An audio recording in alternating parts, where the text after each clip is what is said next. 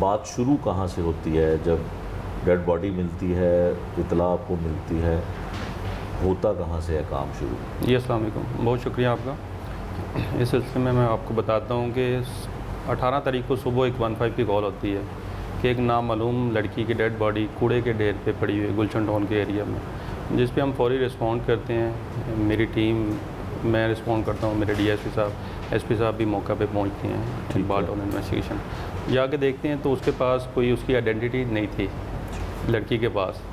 बोरीबंद लाश नहीं, थी? बोरीबंद नहीं थी, ओपन थी बिल्कुल, लेकिन उसकी कुछ टांगें फोल्ड हुई थी जो वहाँ पे स्टक हो गई थी। ठीक है, जो नीज से। ठीक है। जब उसकी सर्च की तो उसके पास कोई आइडेंटिटी, ना मोबाइल नंबर था, ना आईडी कार्ड था, कोई अदर ऐसी शनाख्त नहीं थी जिससे हमें पता चल सके ये कौन है। ठीक है। तो वहाँ पर फिर हमने, कितनी दूर था वो?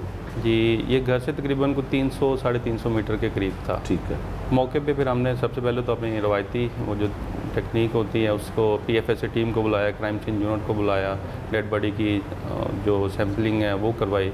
उसके बाद इस दौरान 2-2.5 घंटे हमें वहाँ पे गुजर गए। तब तक इसकी आइडेंटिटी नहीं हो सकी थी हमें। हमने सराउंडिंग जो थाने हैं, चुंग में, सब्जादार में, नवाकोट, शेराकोट के एरिया में, मुस्तफ़ा टाउन के एरिया में पता करवाया कि कल से अगर कोई बच्ची किसी मिसिंग की रिपोर्ट वहाँ पे आए तो हमें पता चल जाए ताकि इसकी शनाख्त आसान हो जाए, लेकिन उधर से कोई रिस्पॉन्ड नहीं आया। ठीक।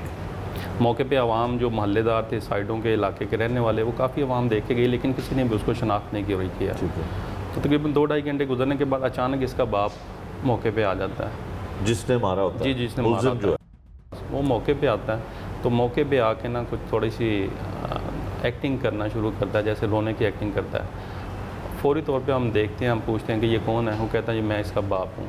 हमने पूछा आपकी रहाइश क्या है? उसने कहा जी साथ ही मेरी गली में है। तो सबसे पहला हमारा शक वहीं पे हो गया था उस पर। तब आपको पता चल चुका था कि ये सुतेला बाप है? जी उसने बताया था कि मैं सुतेला बाप हूँ इसका। ठीक है। तो हमारे शक के दायरे में तभी वो आ गया था, क्योंकि 2-2.5 घंटे गुजरने के बाद ये बंदा आया था मौके पे, जबकि सारा मोहल्ला, सारा इलाका उसको देख के जा चुका था। ये अचानक आया कि मुझे अभी पता चला है तो मैं इधर से आया हूँ। जब उससे पूछा हमने कि भाई ये बच्ची कौन है, क्या हुआ है? मैं कहा ये कल से मिसिंग है, कल से फैक्ट्री गई थी, वापस नहीं आएगी मेरे घर। तो जब हमने उसको पूछा आपने कोई इतला दी किसी को, किसी थाना में इंफॉर्मेशन दी, कोई रिपोर्ट दी, कोई 15 की कॉल की?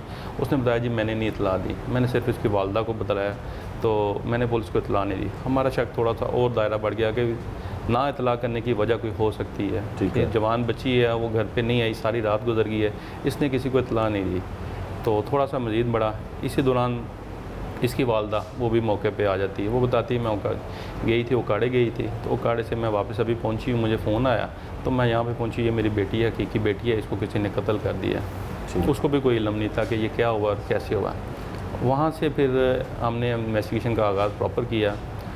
उसकी FIR हुई। फिर FIR जो है वो उसकी माँ जो थी, हकीकी माँ थी, उसकी मदय्यत में दर्ज होती है FIR? जी बिल्कुल, आलिया बीबी जो है उसकी हकीकी वालदा हैं, उसकी मदय्यत में वो FIR दर्ज होती है और ये नामालूम मुल्ज़मान के ख़िलाफ़ दर्ज होती है।